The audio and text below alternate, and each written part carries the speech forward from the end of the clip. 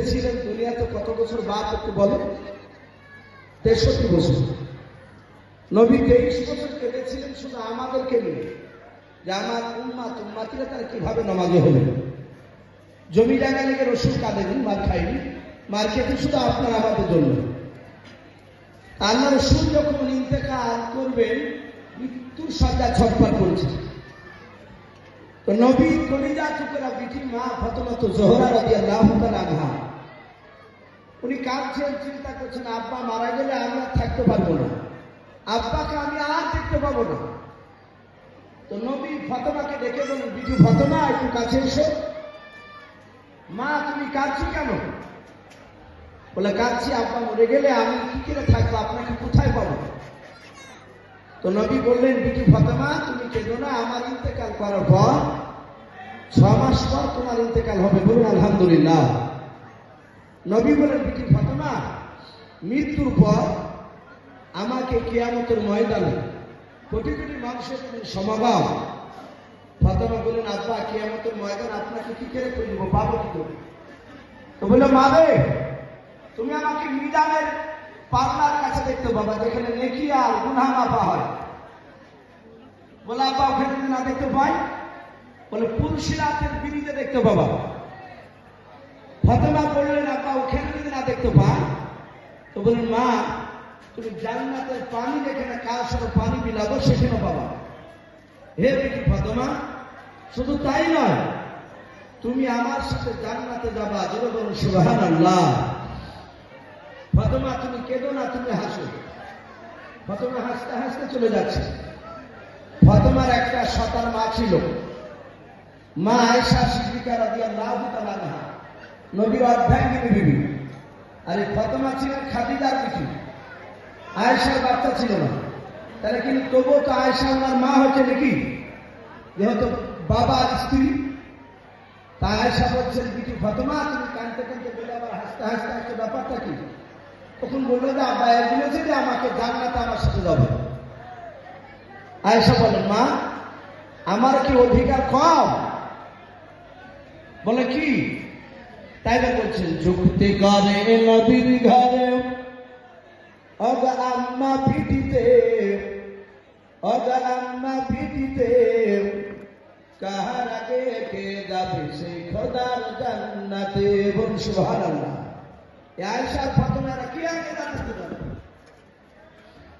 মা আয়েশা তাই ফাতেমা অগ জোহরা, আমি জিনার সঙ্গে নিশে আল্লাহর পিয়ারা, বলুন সুবহানাল্লাহ। আয়েশা সব বলছে, মা আয়েশা তাই ফাতেমা অগ জোহরা, আমি জিনার সঙ্গে নিশে আল্লাহর পিয়ারা।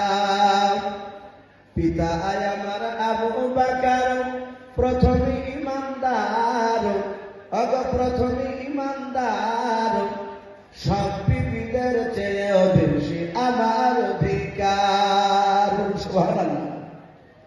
আমার কাছে হাদিস এত, আমার কাছে হাদিস এত, নাই কাহার কাছে, অগ নাই কাহার কাছে, কাহার আগে কে যাবে সেই খোদার জান্নাতে।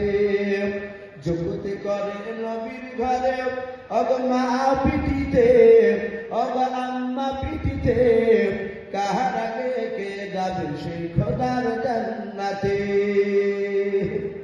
আয়েশার মর্যাদার গুলো বলা হলো।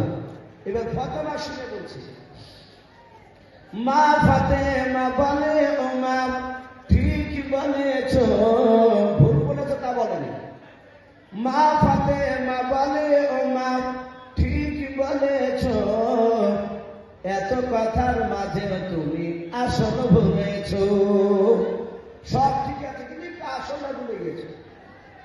তোমার কাছে হাদিস আছে, তোমার কাছে হাদিস আছে, আছে বিপদ গরু, নাই যে তোমার আছে আমার নবীর দেহের খুন, বলুন সুবহানাল্লাহ।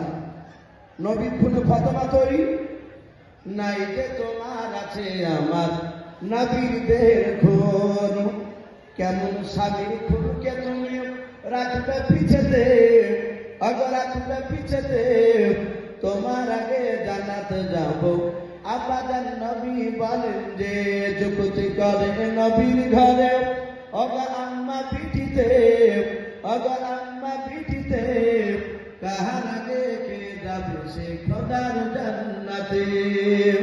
যুক্তি করে নবীর ঘরে অগা আম্মা পিঠিতে অগা আম্মা পিঠিতে কাহার আগে কে যাবে সে খোদার জান্নাতে। মাশাআল্লাহ। বাপজি আমরা সকলে একবার তওবা করি না, আস্তাগফিরুল্লাহ রাব্বি মিন কুল্লি যামবি ওয়া আতুবু ইলাইহি লা হাওলা ওয়ালা কুওয়াতা ইল্লা বিল্লাহি আলিয়্যিল আযীম। ভাই যাই হোক, রাত্রি 9:30 বাজে আপনার বেজে গেল। যেসব বাপজি ভাইরা মা বোনেরা আছে সকলের জন্য বাপজি খাবার করা হয়েছে, হয়তো সকলে খাওয়া দাওয়া করে যাবে। আবার রাত্রিবেলায় ঘুমিয়ে আবার ফজর নামাজ পড়তে হবে। তো ভাই এক্ষুনি দেওয়া হবে ইনশাআল্লাহ। আমরা যে অবস্থা আছি ভাই, আমরা বাপজি ভাই মা বোনেরা সকলে হাত তুলে একটু দোয়া করি। আল্লাহুম্মা আমিন। রব্বানা যালামনা আনফুসানা ওয়া ইন লাম তাগফির লানা ওয়া তারহামনা লানাকুনান্না মিনাল খাসিরিন। রব্বানা লা তুযিগ কুলুবানা